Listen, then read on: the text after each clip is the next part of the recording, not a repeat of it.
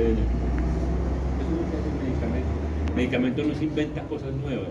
El medicamento no llega y hace alguna cosa diferente. No. ¿Sí?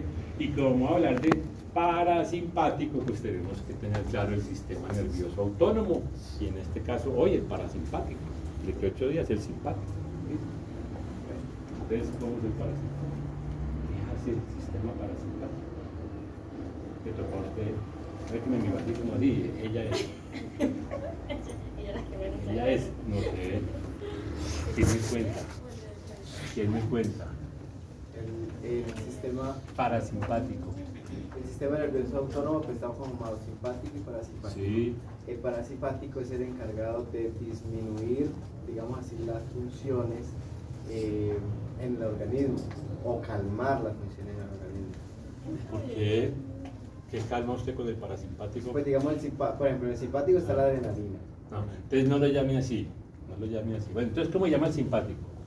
Llame la palabra del simpático. Esto.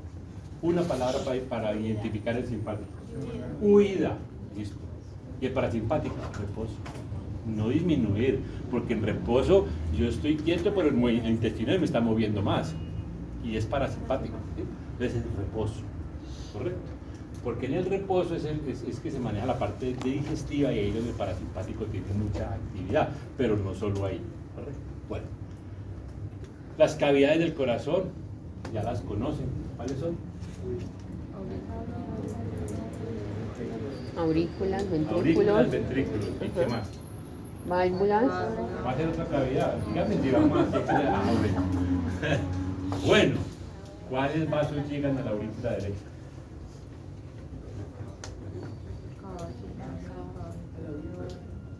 ¿Cuáles vasos llegan a la aurícula derecha? La cava. Vena cava superior y vena cava inferior.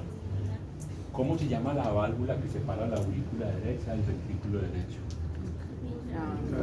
Tricuspidea o tricúspide. ¿Listo? ¿Cómo se llama el vaso que sale del ventrículo derecho? Arteria pulmonar. Arteria pulmonar. ¿Cuál es la característica de la arteria pulmonar? Lleva sangre. Lleva sangre con disminución de la proporción de oxígeno, ¿cierto? Porque ahí tiene oxígeno, pero más poquito. ¿Cuáles son los vasos que llegan a la aurícula izquierda? Venas. Las venas pulmonares. ¿Cuál es la característica de las venas? Y a pesar de que son venas, traen sangre con una ya alta saturación de oxígeno. ¿Cuál es la válvula que separa la aurícula izquierda del ventrículo? La mitral. ¿Por qué se llama mitral? Aunque parece una ¿Qué es una mitra? El gorro del papa, eso. Muy bien. ¿Cuál es la válvula? ¿Cuál es el vaso que sale del ventrículo izquierdo? La aorta. ¿Y cuál es la válvula que? Válvula aórtica y una pulmonar, válvula pulmonar. No, vamos bien. Bueno, eso hay que tenerlo muy claro. ¿Qué es lo que suena en el corazón? La apertura de las válvulas. La apertura de las válvulas. Apertura y cierre. El cierre y apertura de las válvulas. ¿Cómo es eso del ciclo cardíaco? Vamos a empezar. El ventrículo se empieza a contraer. ¿Cuáles válvulas se cierran y cuáles válvulas se abren? Cuando se contrae, Empieza la sístole ventricular, contracción ventricular. ¿Qué debe suceder primero? Cerrarse ¿cuál válvula? la tricúspide. O la mitral, mitral. digamos las válvulas auriculoventriculares. El ventrículo se sigue contrayendo hasta que llega y ¿qué pasa? ¿Se abre cuál? La La aorta o la pulmonar pulmonar. y empieza a fluir la sangre. Ese es el primer ruido. Cierre de las auriculoventriculares y apertura de las válvulas aórtica y pulmonar. Y después el ventrículo se empieza a dilatar. ¿Qué sucede ahí? Se cierran las aortas. Se cierra. ¿Por qué se cierra? Para que... No, ¿para qué? ¿Por qué? Ah, ¿Por qué se cierra? No, ¿para qué? ¿Por qué se cierra? Para que no quede ¿Ah? Para que no se quede en la cavidad. No, eso es para qué. ¿Por qué se cierra? Acuérdense que las válvulas están en esta situación así, ¿cierto? Entonces, cuando se dilata el ventrículo, cae la presión, entonces la sangre que está aquí quiere devolverse. Y al devolverse, la cierra. La cierra. Al devolverse, la sangre cierra las válvulas. Ese es el fenómeno que sucede en todas las válvulas. Por eso, si la válvula no cierra bien, pues la sangre se devuelve por ese pedacito, que es lo que llaman la insuficiencia. Y lo contrario es la estenosis, cuando la válvula no abre bien. Y hay válvulas que tienen doble lesión, o sea que son tanto estenóticas como insuficientes las dos cosas. Bueno, y es entonces que acabamos de describir, o sea, lo que es la apertura, el cierre de las válvulas aórtica y pulmonar y la nueva apertura de las válvulas auriculoauriculares y el segundo ruido. ¿Listo? Pam, pam, pam, pam, pam, pam. Pues ¿para qué es que el corazón hace ese trabajo? Para que fluya la sangre al cuerpo. ¿Y por qué se necesita sangre en el cuerpo? Oxígeno. ¿Y qué más? Dígame la segunda. Glucosa. Gracias, mi amable. Oxígeno y glucosa. Acuérdense siempre, oxígeno y glucosa. Esos son los dos elementos básicos que requiere la célula para poder funcionar adecuadamente. Ya en la célula pasan una cantidad de cosas, ¿cierto? El ciclo de Krebs, que no sé qué, todo eso es una cantidad de cosas, pero lo que requiere es oxígeno y glucosa. Estos son como los insumos, ¿sí? Y en últimas es para asegurar una adecuada perfusión, o sea, paso de sangre hacia los tejidos, por eso se llama tisular, tanto a nivel cerebral como sistémico. Pero la prioridad es ¿quién? La prioridad para la perfusión, el cerebro. Esa es la prioridad.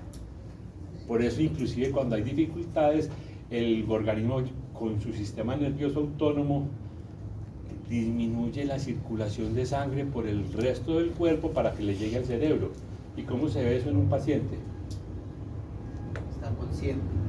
No, sí, está consciente, pero ¿cómo vemos que el paciente está tratando de que la sangre se vaya preferentemente para el cerebro y no para el resto del cuerpo? No, pues, no, eso es, pero ¿qué se ve en el paciente? Se ve al paciente y le dice, uy, este paciente parece que tiene algún problema. Pone pálido. Si por acá no circula suficiente sangre por la piel, se pone pálido. Eso lo ve uno. Pálido. Y seguramente, cuando pasa eso, ¿qué otra cosa sucede en el corazón? Taquicardia. El paciente está taquicárdico, está pálido, algo está pasando. Y si está hipotenso, sudoroso, pero ¿qué piensa uno que el paciente está hipotenso? Algo está pasando con el volumen sanguíneo, puede ser, o está perdiendo por una herida, o es porque tiene como en el shock anafiláctico una vasodilatación generalizada y la sangre se queda por allá. O sea, todo depende de cuál sea la causa. Y todo eso lo está regulando el sistema simpático y el sistema parasimpático. Porque el parasimpático, el parasimpático como es el del reposo, pues ese tiende a que el corazón lata más despacio, pero el simpático, que es el de la acción, pone el corazón a trabajar fuerte, a que se contraiga más fuerte, ¿cierto? Esos son los efectos de la adrenalina, por ejemplo. Por eso cuando hay un paro cardíaco hay veces que colocan adrenalina intracardíaca, tenga de una vez a ver si con eso el corazón vuelve y arranca, ¿sí? Bueno, para buscar un adecuado aporte de oxígeno, ahí está pues cómo es que se mueve esa sangre, la apertura y el cierre de las válvulas, ¿sí? Cuando se contrae, sale para allá. Lo que este dibujito me parece que es interesante por eso, porque hace una evidencia de cómo es que se comportan las válvulas para poder que haya un adecuado flujo de sangre desde el corazón hacia los pulmones o hacia los tejidos, ¿cierto?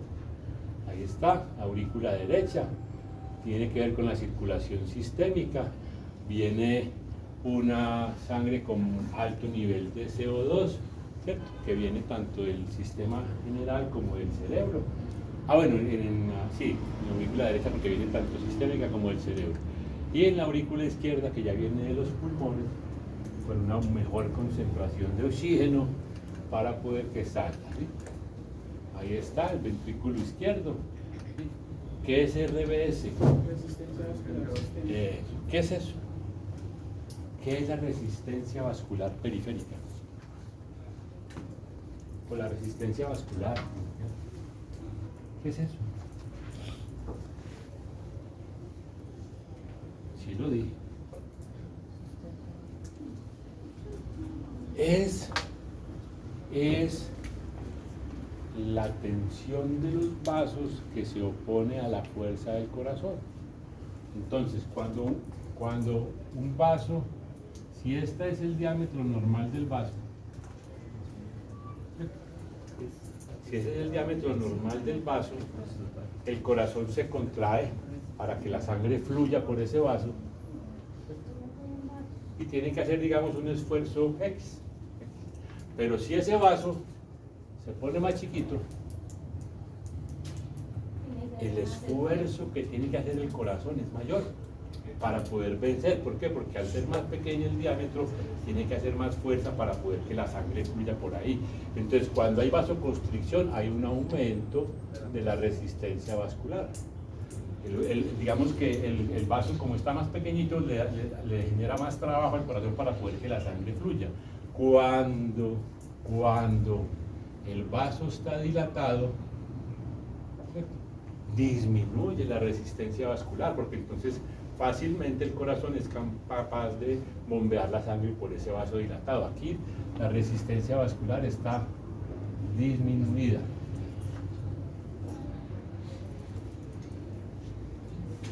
¿Quién regula eso? ¿Quién hace que esto esté así o así o así? A nivel local, aquí. ¿Quién hace eso aquí? En el vaso. ¿Quién lo hace? ¿Qué diferencia una arteria y una vena? En términos generales, cosas muy relevantes. Que las venas no son tan elásticas y las ¿Por qué? arterias son más elásticas. ¿Por qué las arterias son más elásticas? ¿Qué tienen? Oxígeno, mayor volumen. ¿Qué tienen? ¿Qué tienen? Elastina. ¿Qué tienen?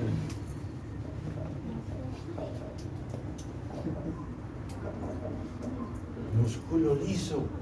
Acuérdense que tiene una gran pared de músculo liso. Eso es lo que hace que sean elásticas, porque se distienden y regresan. Eso no lo tienen las venas.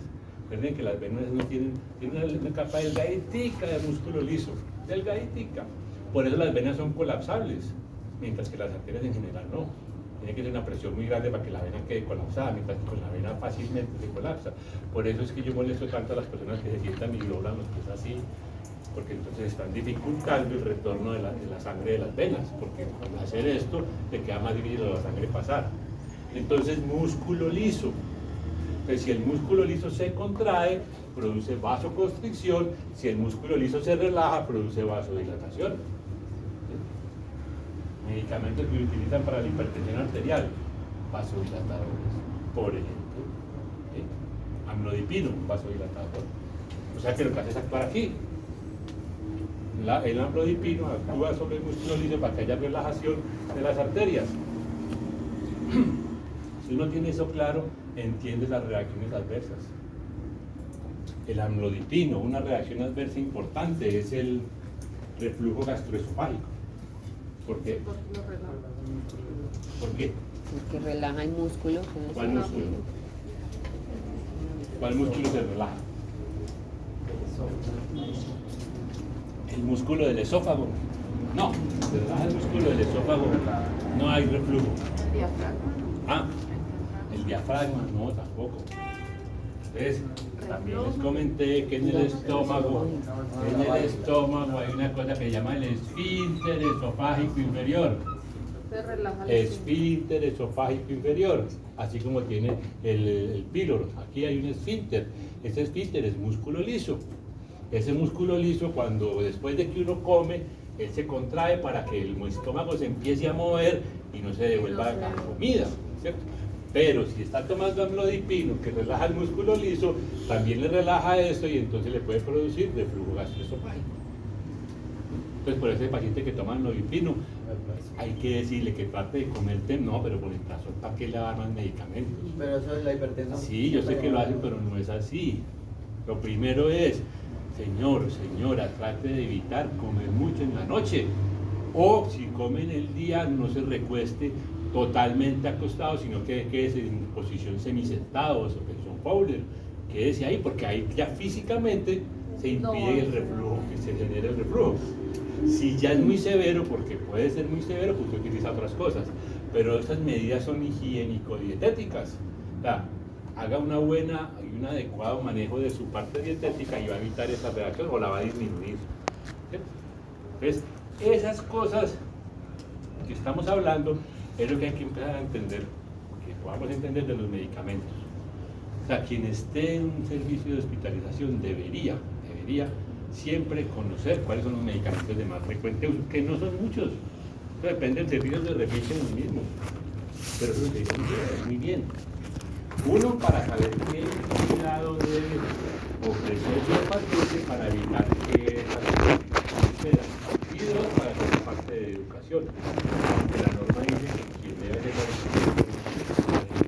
farmacia y los químicos perfectos, pero uno también tiene el paciente ahí todo el día, en vez de alegarle porque no duerme, porque tal cosa.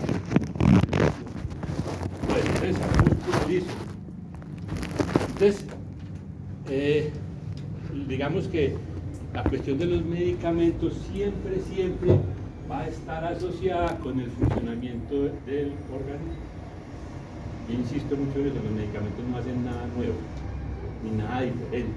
O favorecen o bloquean una acción que ya sucede en tu organismo. ¿Sí? La refuerzan o la bloquean. ¿Listo? Bueno, también hay resistencia vascular en el pulmón.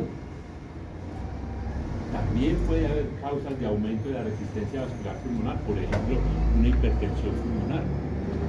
Ahora, dependiendo de cuál resistencia vascular esté aumentada, si es en el pulmón, quien va a tratar de vencer eso es el ventrículo derecho.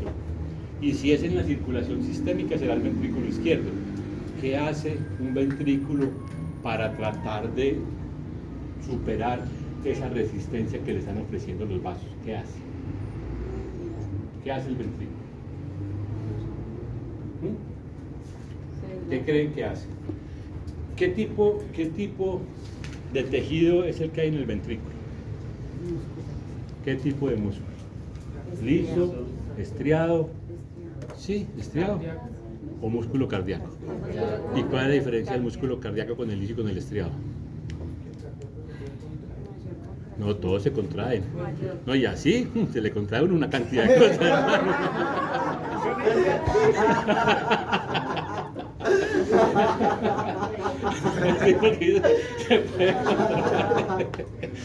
No, acuérdense, el tejido cardíaco es un tejido estriado especializado.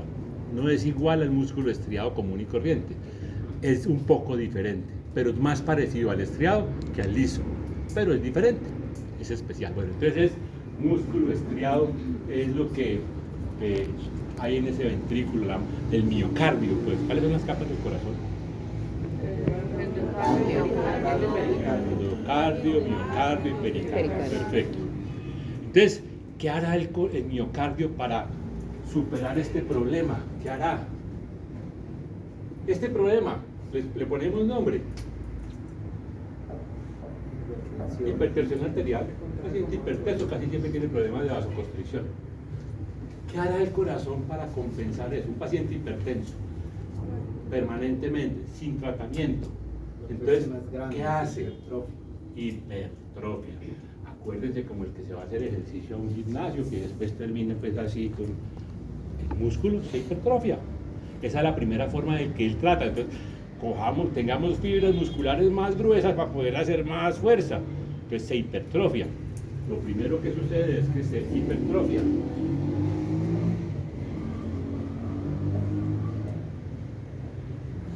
Pero digamos que eso sigue.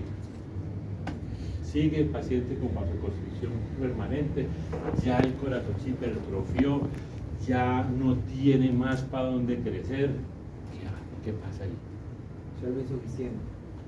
¿Qué es eso? Que no cumple con la capacidad que requiere. Bueno, pero antes de eso,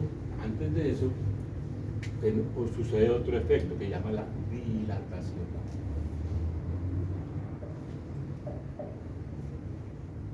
Entonces, cuando en un examen se ve que ya el ventrículo está dilatado, es porque lleva mucho tiempo.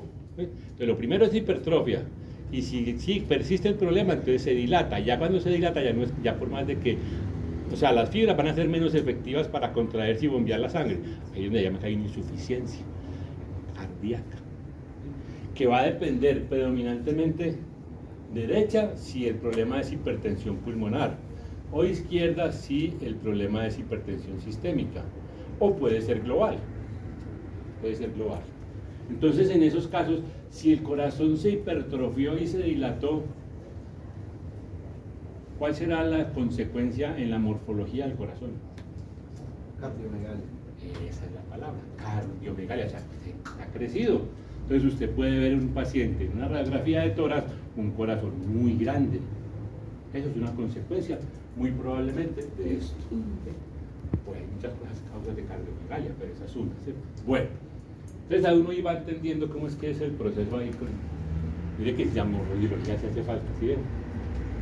Bueno, claro.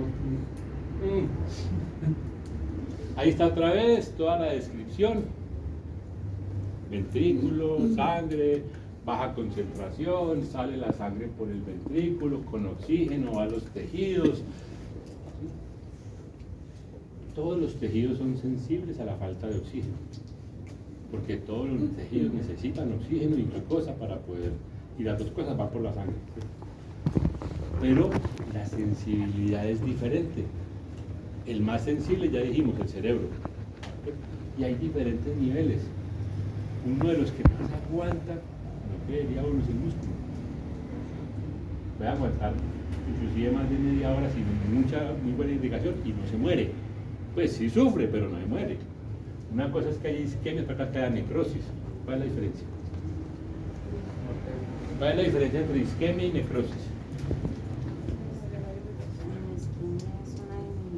Una es una y la otra es la otra.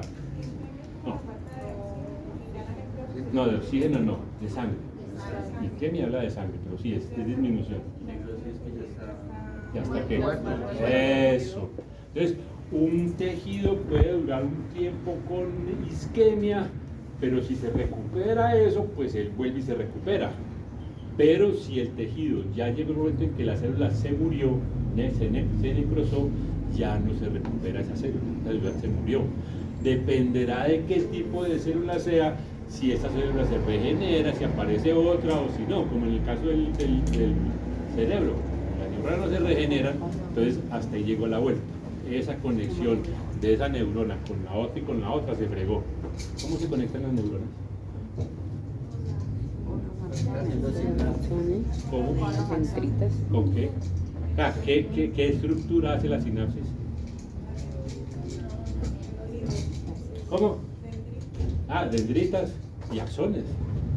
Y esas son las formas en que la neurona, que es así como una, tiene y se comunica. Entonces, cuando una neurona muere, el efecto que se genera es que lo que ella transmitía para acá, ya no se sigue transmitiendo. Hasta ahí llega la transmisión. Bueno. En otros tejidos puede haber inclusive no solo recuperación, sino completamente desaparece el problema, ¿cierto? La piel, recuerden que la piel, inclusive uno está permanentemente descamando células muertas. Dicen que más o menos cada mes uno cambia la piel, cambia en el sentido de que se regenera y las células que mueren se caen y aparecen otras, no como a las culebras. ¿Quién ha visto lo de las culebras? Que se meten entre dos piedras así para dejar ahí la piedra antigua y seguir ya con la nueva. No, nosotros no tenemos que hacer eso, eso va cayendo y uno lo saca barriendo.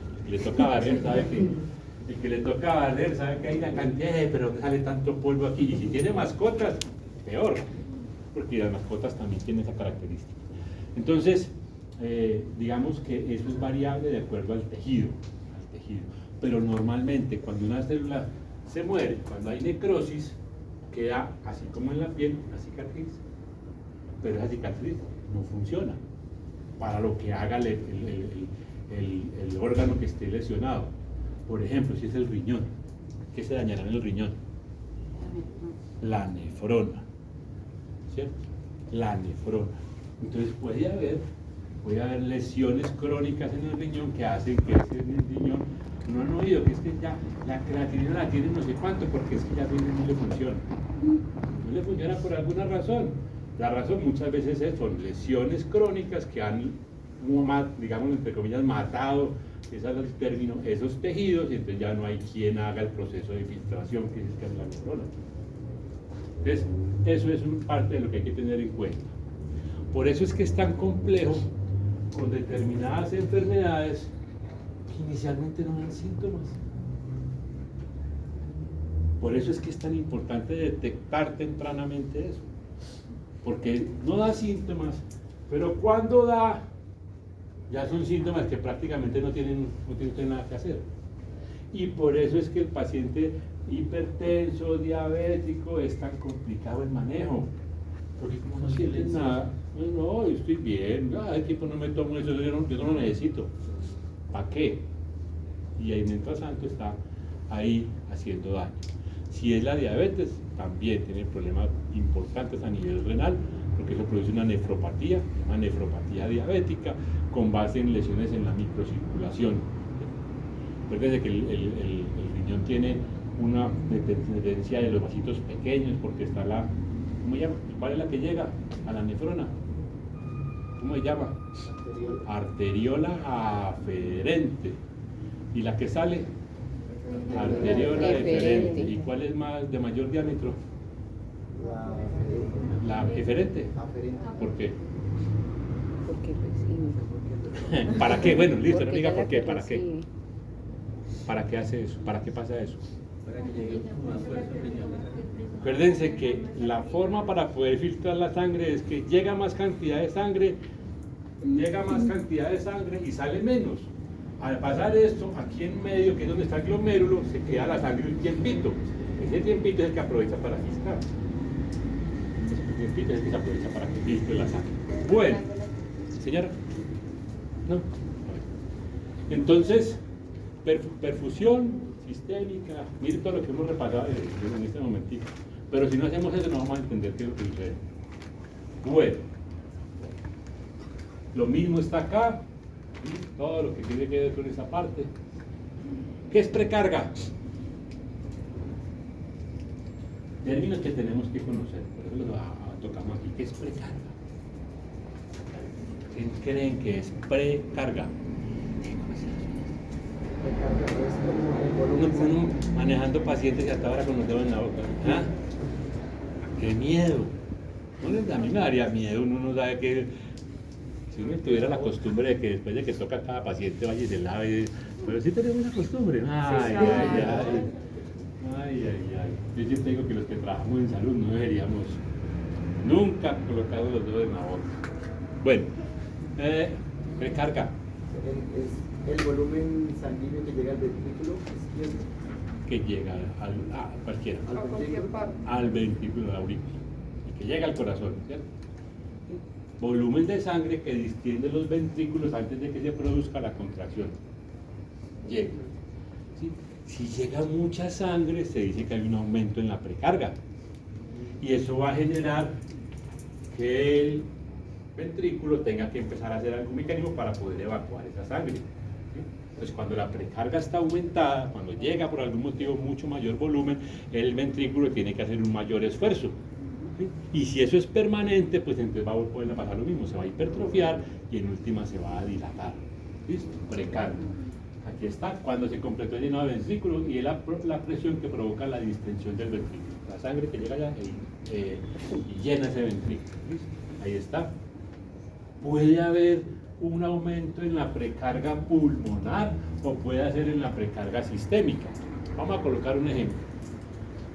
Un paciente tiene una insuficiencia cardíaca. ¿Cuál será uno de los síntomas, o cuáles pueden ser los síntomas de un paciente con insuficiencia cardíaca? ¿Qué piensan ustedes? Edemas. ¿cierto? Forzados. Generalmente disnea, ¿sí? Puede también tener taquicardia, ¿cierto? Puede tener confusión mental, puede tener ya los efectos por la que sea la disminución del oxígeno. Entonces ese paciente llegó y lo vamos a hospitalizar y entonces tiene edema. Entonces lo vamos a colocar a orinar. Le vamos a colocar un diurético. Normalmente lo primero que va a ocurrir es que ese líquido que está por allá distribuido ingrese a la circulación. A ese paciente transitoriamente se le aumenta la precarga. Por eso casi siempre se le da un complemento. ¿Sí? Si esto lo requiere, entonces se le da un inotrópico, algo que mejore la fuerza de contracción del corazón, para poder que al mismo tiempo que está saliendo de los tejidos hacia el sistema vascular lo pueda bombear, para que llegue a los riñones y allá, chao que te... Esa es la lógica que se maneja ahí. Entonces la precarga puede ser tanto para el ventrículo derecho como para el ventrículo izquierdo. ¿Sí? Porque normalmente, como es una bomba y es una cámara, son unas cámaras cerradas, todo lo que afecte a uno termina afectando al otro. ¿Me hago entender? Si hay hipertensión pulmonar, el ventrículo derecho no es capaz de bombear la sangre para que circule hacia los pulmones, la sangre se empieza a quedar de ahí para atrás. Porque va a llegar la sangre y no hay para dónde. Está ahí ese espacio ocupado, entonces no tiene para dónde pasar. Y eso es lo que genera el edema, porque entonces al aumentar la sangre, de ahí para abajo, esa sangre empieza a filtrarse a los tejidos, al espacio intersticial, y eso es el edema. Y si es al contrario, si es en el ventrículo izquierdo, si es el que tiene que romper, si es el sistema vascular sistémico, el que está con problemas de aumento de la resistencia vascular, el ventrículo izquierdo se empieza también a hipertrofiar, a dilatar, y llega un momento en que tampoco es capaz de recibir sangre, entonces la sangre se empieza a quedar en los pulmones, pues se llama edema pulmonar, porque la sangre empieza a quedarse en los pulmones, y ahí sucede lo mismo que acá, se empieza a filtrar la sangre al tejido pulmonar. Así como hay edema de miembros inferiores o sistémico, puede haber también entonces edema pulmonar cuando el mayor compromiso se está generando el ventrículo izquierdo. Lo más común es que son los dos ventrículos que están comprometidos. Casi siempre son los dos ventrículos. Pero puede haber causas específicas solamente de hipertensión pulmonar o solamente... Puede haber, pero lo más frecuente es que sea... Entonces, ¿qué pasa ahí? Síntomas del paciente, que es lo que nos interesa mucho a nosotros. Bueno, este paciente empezó a respirar como más rápido y está como cianótico. Eso me tiene que decir a mí que algo está agravándose en este proceso del paciente. O si llegó así, me va a servir de parámetro para saber si el tratamiento lo está mejorando o no. ¿Sí? Porque si el paciente está, como dicen, es que este paciente está encharcado, porque tiene el líquido por todas partes y se empieza a tratar, lo más probable es que esa sintomatología mejore. Debe mejorar la disnea. Los estertores, ¿qué son estertores? Ruidos pulmonares. Pero sí, eso es lo ya, ahí fue la pregunta. ¿Qué son ruidos pulmonares? ¿Y cómo se perciben? Pues con la oreja, bueno. Sí, sí. Suena como un burbujeo. Como un burbujeo en el pulmón. Eso se ve feo, pero no así suena. Lo que pasa es que no es tan fácil, o sea, hay que entrenar bien el oído para poder escuchar cómo es que suena normalmente el paso del aire y cómo suena cuando ya hay líquido, porque ¿cuál es la diferencia? Que en ese momento en los bronquios no hay solo aire pasando, sino también líquido, y por eso es que suena. ¿Qué es eso? Ese sector es cuando el alvéolo tiene aire, se pone con líquido y se distiende, eso es lo que suena así, se despega, digámoslo así. Estertores, y están asociados al edema pulmonar, ya eso lo tenemos ahí. Y en el otro lado, uno de los signos más importantes es la ingurgitación yugular. Pacientes que se les ve desde lejos, aquí las yugulares ahí que se les revientan. ¿Por qué? Porque que acabo de explicar, si está congestionado, la sangre no puede fluir. ¿Por qué? Porque es que no hay forma de que la sangre llegue porque no está ocupado. La sangre no es que pase así, no, ya. A ver, ¿cómo es que se mueve la sangre? Con mucho cuidado. Si este es el vaso, acuérdense que era un dibujito así. ¿Cierto? ¿Sí? ¿Qué sucede? sale la sangre, o viene la sangre, distiende la arteria se contrae por su músculo liso, hace que se mueva hasta la otra, y esto que es lo que sentimos aquí, la contracción del corazón, que es lo que llamamos el pulso. Entonces cuando el corazón se contrae, manda una cantidad de sangre, esa sangre llega aquí, se distiende y tiene que moverse la que esté acá, y al contraerse, así es como se transmite. Entonces, en un momento determinado, si esto está lleno de sangre, esta no tiene para dónde pasar, no tiene forma de fluir. Entonces, por eso la sangre venosa se empieza a acumular hacia atrás, desde el corazón hacia atrás, y por eso es que las venas yugulares se ven generalmente dilatadas por ingurgitación. Y eso, cuando se le mejora la condición al paciente, desaparece. Si al paciente le hace el tratamiento, desaparece eso. Bueno, ¿qué es la poscarga? Es la resistencia, la fuerza que tiene que hacer el ventrículo para vencer, no, es la fuerza que hace el ventrículo para vencer la resistencia y expulsar la sangre. La cantidad. La precarga es lo que llega, Llenado. Lo que y llega. esta es lo que tiene que vencer. O sea que la poscarga es para vencer la resistencia vascular. Tensión contra la cual debe contraer el ventrículo, o sea, la resistencia que debe vencer. Quiere decir que cuando hay vasoconstricción, está aumentada la poscarga. ¿Sí? Lo que hace un vasodilatador es disminuir la poscarga. Y aumenta la precarga. Sí, en términos generales. Por eso se combina, por eso hay diurético con el vasodilatador, para que elimine y entonces no aumente la bolemia. ¿Cierto? Entonces ese es el juego. Ese es el juego. Ese es el juego con el que se trata de controlar la sintomatología que tenga el paciente. ¿Listo? Entonces la poscarga, ahí está, efectivamente. Es la tensión que tiene que vencer. Puede haber hipertensión pulmonar. Entonces puede haber poscarga aumentada para el ventrículo derecho, o puede haber hipertensión sistémica y ser para el ventrículo izquierdo, o puede ser ambas. ¿Sí? Hipertensión arterial, hipertensión pulmonar son las causas más frecuentes de aumento de la poscarga, dependiendo del circuito de que estemos hablando. Si es el pequeño circuito, pues es pulmonar; si es el sistémico, pues es la hipertensión arterial sistémica. ¿Listo? Esta afecta al ventrículo derecho y esta afecta al ventrículo izquierdo. Este ya es como el repaso, vea. ¿Qué hablamos aquí? Volumen vascular. ¿Cómo se llama también eso? Cuando alguien tiene disminuido el volumen vascular, ¿qué tiene? ¿Cómo se dice? El paciente está, ¿qué? Hipovolémico. ¿Cierto?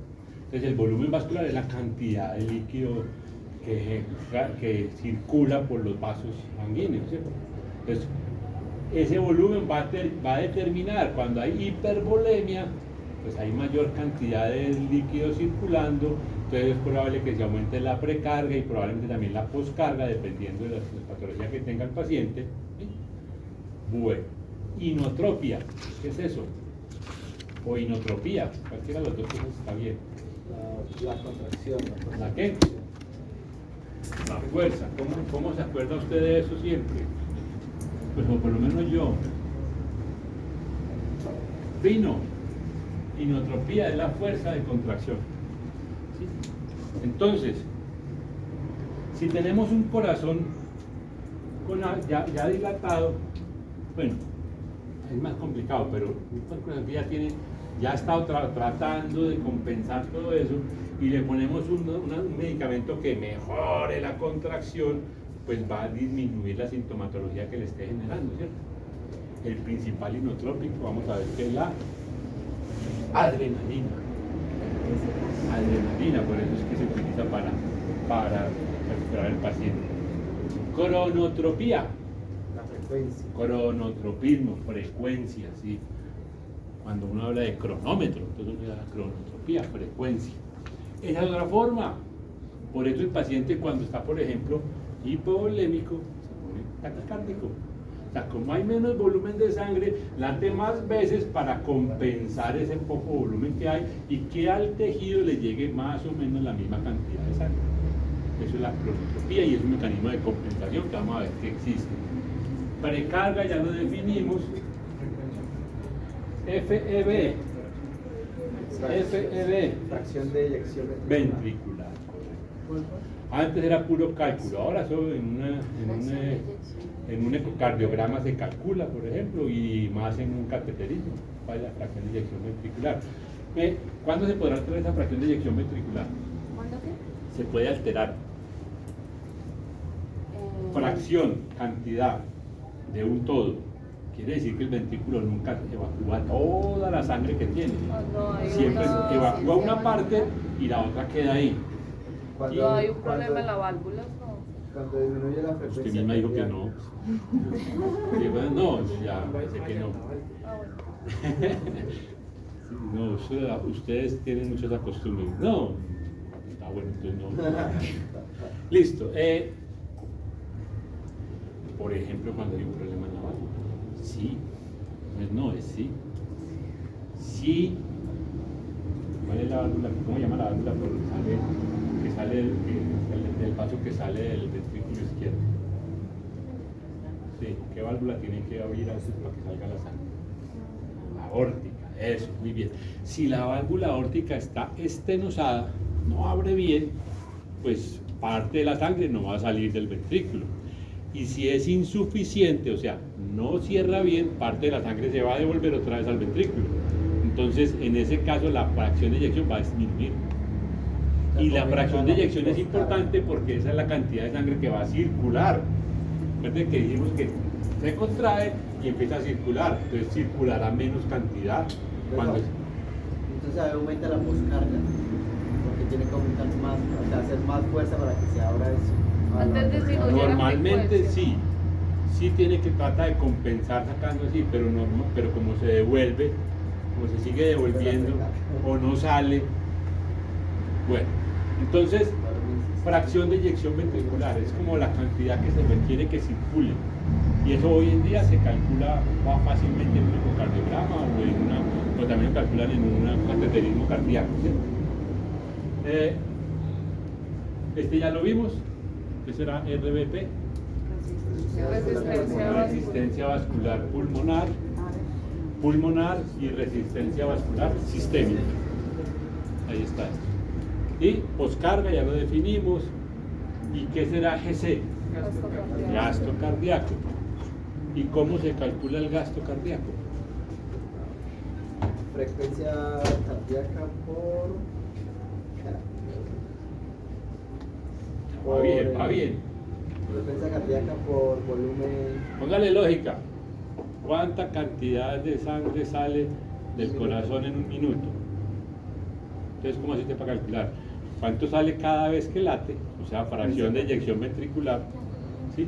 Fracción de eyección ventricular por la frecuencia cardíaca. ¿Cierto? Si usted sabe, si cada vez que el corazón, que el ventrículo se contrae, salen 50 centímetros cúbicos y eso late, está latiendo a 100 por minuto, entonces salen 5 litros por minuto y ese sería el gasto cardíaco. Este gasto cardíaco es variable, ¿sí? Podemos aumentar el gasto cardíaco de ustedes ahorita, ¿cierto? Saquen una hojita.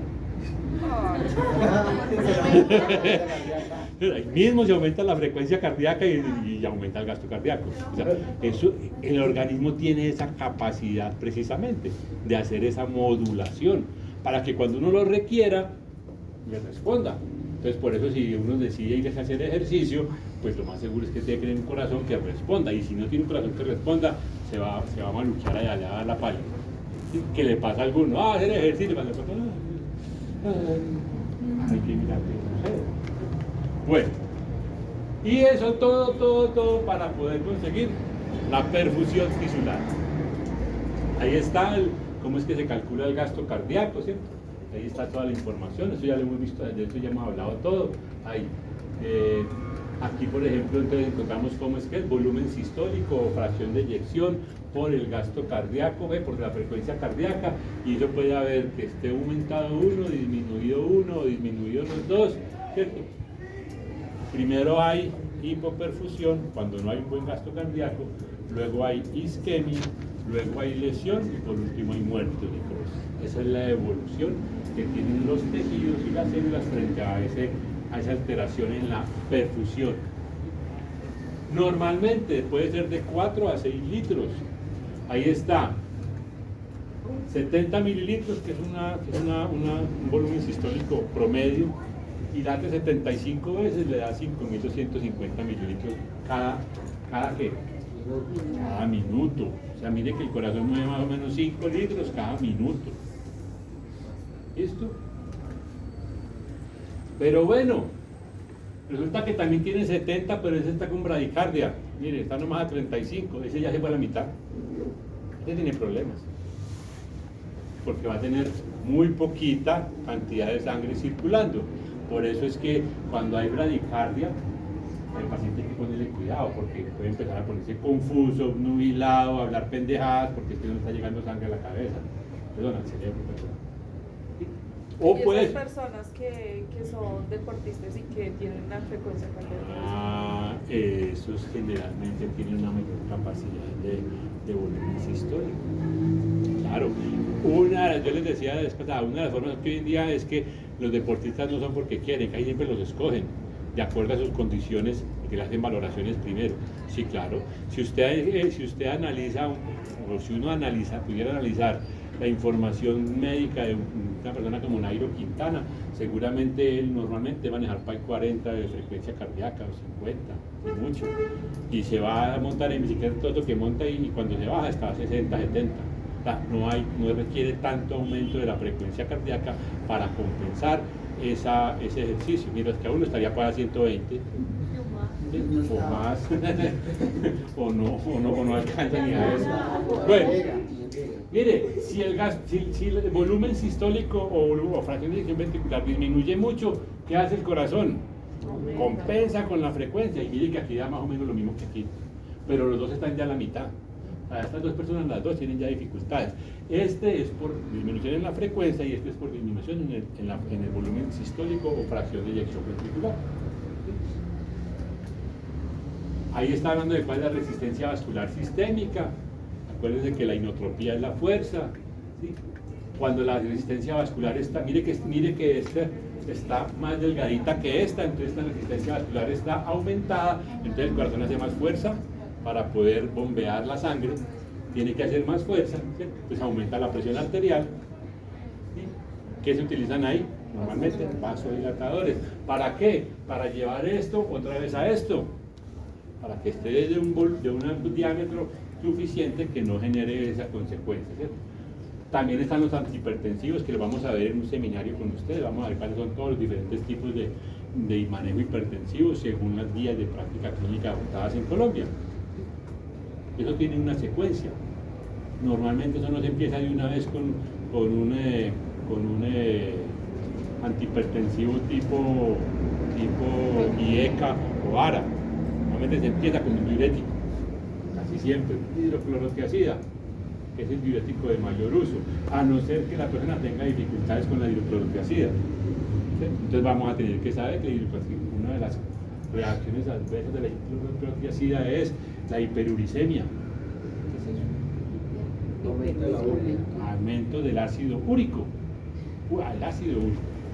¿Y eso cómo se puede manifestar en un paciente? ¿Con qué? ¿Qué es la gota? En el dedo gordo, la gota.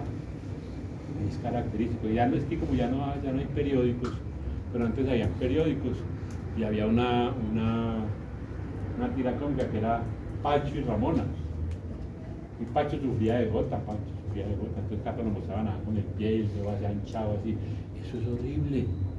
Yo al principio cuando me diagnosticaron la hipertensión, empecé con hidroclorotiazida.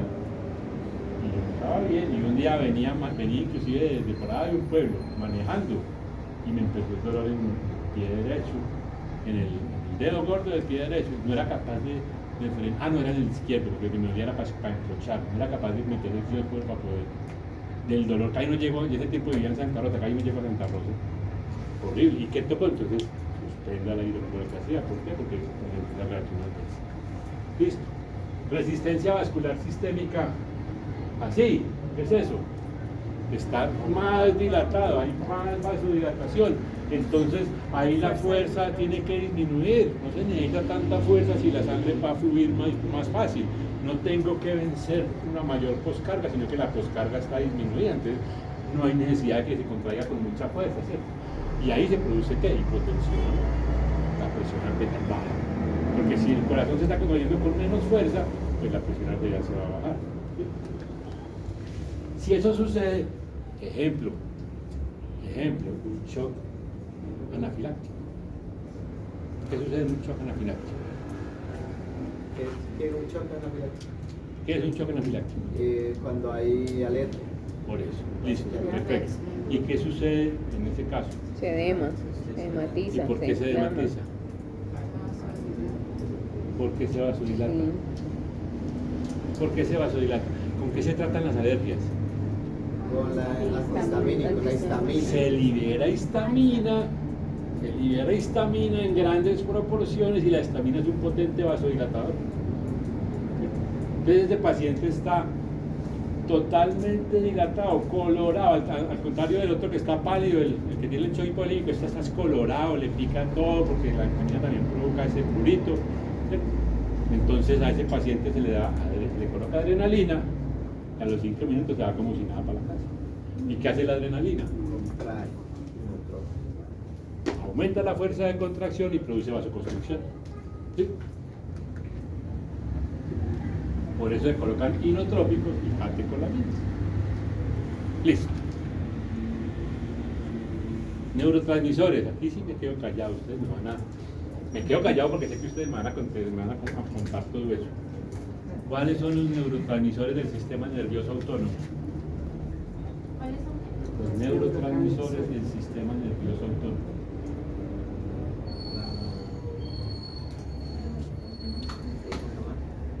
Acetilcolina. Acetilcolina ¿está dónde? Entonces acuérdense, hay dos condiciones. Hay una preganglionar, hay un ganglio y hay una postganglionar. Y una cosa es el parasimpático y otra cosa es el simpático. Recuerden que hay un dibujito allá donde estaba así como una... En el preganglionar parasimpático está la acetilcolina. ¿Sí? En el preganglionar simpático está ¿cuál? También acetilcolina. En el postganglionar parasimpático también acetilcolina. Y en el postganglionar simpático catecolamina. Le iba a decir todo. ¿Para qué todo eso? Para todo lo mismo, no. La diferencia en los neurotransmisores son los postganglionares simpáticos que tienen adrenalina, noradrenalina y catecolamina. El resto todos son acetilcolina. Bueno, entonces esos son los neurotransmisores. ¿Por qué hablamos de neurotransmisores? Porque en muchos casos los medicamentos actúan sobre esos. ¿Cómo es que se genera la neurotransmisión? A ver, ¿quién me dice cómo es que es eso? La sinapsis. Hay una sinapsis. Bueno, listo. Entonces dibujemos aquí una sinapsis. Aquí viene una parte y aquí está otra parte. Esta es la postsináptica y esta es la presináptica. Bueno, ¿y entonces qué pasa?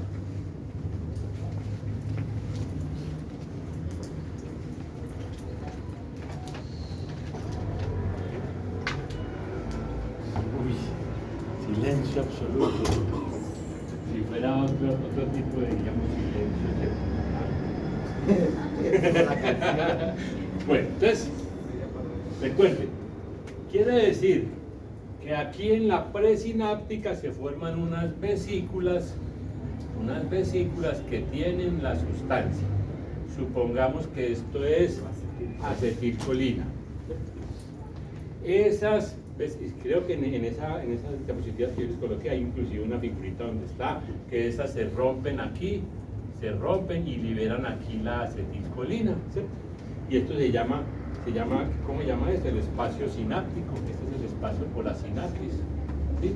Y que al otro lado hay unos, ¿qué? Receptores en los que normalmente se ubican esos neurotransmisores, y de esta forma se transmitió el estímulo. Este es diferente al estímulo eléctrico. Recuerden que el estímulo eléctrico básicamente, que es el que funciona en la gran parte del organismo, básicamente es por cambios eléctricos, potenciales de acción. Aquí es neurotransmisores, o sea, quien facilita la transmisión del estímulo de la presinapsis a la postsinapsis es esa sustancia. Esa es la sustancia. Entonces, ¿por qué es importante tener esto claro? Porque yo puedo hacer que aquí se liberen más. O sea, estoy haciendo que se liberen más. Por lo tanto, van a ocupar más aquí. Eso va a aumentar la transmisión, ¿cierto? ¿O no? ¿Listo? Sí, claro. Si hay más neurotransmisor aquí, va a haber más paso digamos como así, como de la información a la neurona postsináptica. Entonces, ¿qué hará, por ejemplo, una adrenalina? Aumentar la posibilidad de que se transmita esa información, porque hay adrenalina ahí.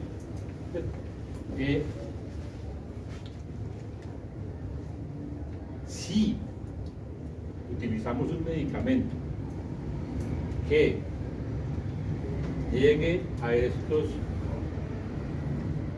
receptores y se pare ahí, es otra cosa, otra sustancia. Entonces, cuando se libera adrenalina, no va a encontrar dónde meterse, no va a encontrar, porque está ocupado. Entonces, porque hay un bloqueo en la transmisión por una sustancia que lo que hace es ocupar los receptores que debería ocupar la sustancia que se libera. Es un mecanismo en el que hay algunos medicamentos que actúan ocupando los receptores para que ese neurotransmisor no encuentre dónde ubicarse.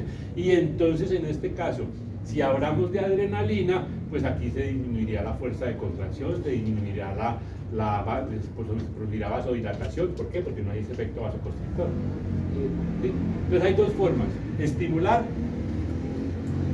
parasimpático o simpático miméticos, o bloquear, simpático o parasimpático límbico.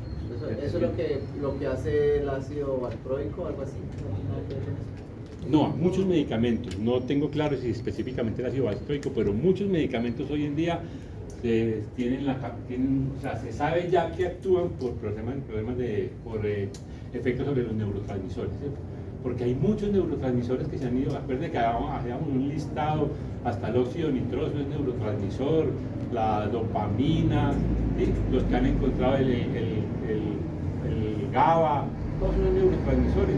Entonces, los medicamentos, muchos, ¿sí? El Parkinson tiene que ver con neurotransmisores, el Alzheimer tiene que ver con neurotransmisores, ¿sí?